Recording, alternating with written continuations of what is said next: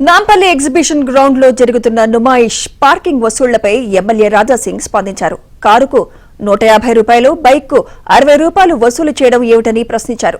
ప్రభుత్వ college ground లో డబ్బులు ఎందుకు వసూలు చేస్తున్నారని నిలదీశారు.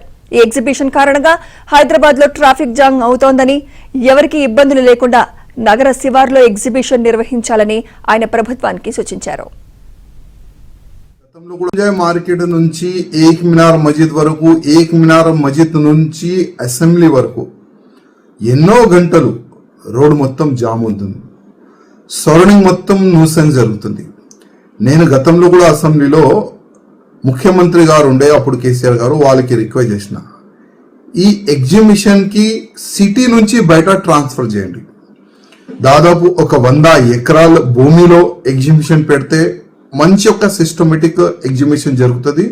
ఇంకా గ్రాండ్ గా ఎగ్జిబిషన్ కార్యక్రమం కూడా అక్కడ పెట్టుకోవచ్చు అని నేను అసెంబ్లీలో కూడా అప్పుడు రైజ్ చేసిన. ఎగ్జిబిషన్ లో ఒక వ్యక్తికి 50 రూపాయలు ఎంట్రీ ఫీజు, కానీ బయట ఒక చిన్న బైక్ పెట్టాలంటే 60 రూపీస్, అదేవిధంగా ఒక కార్ పెట్టాలంటే 150 రూపాయలు.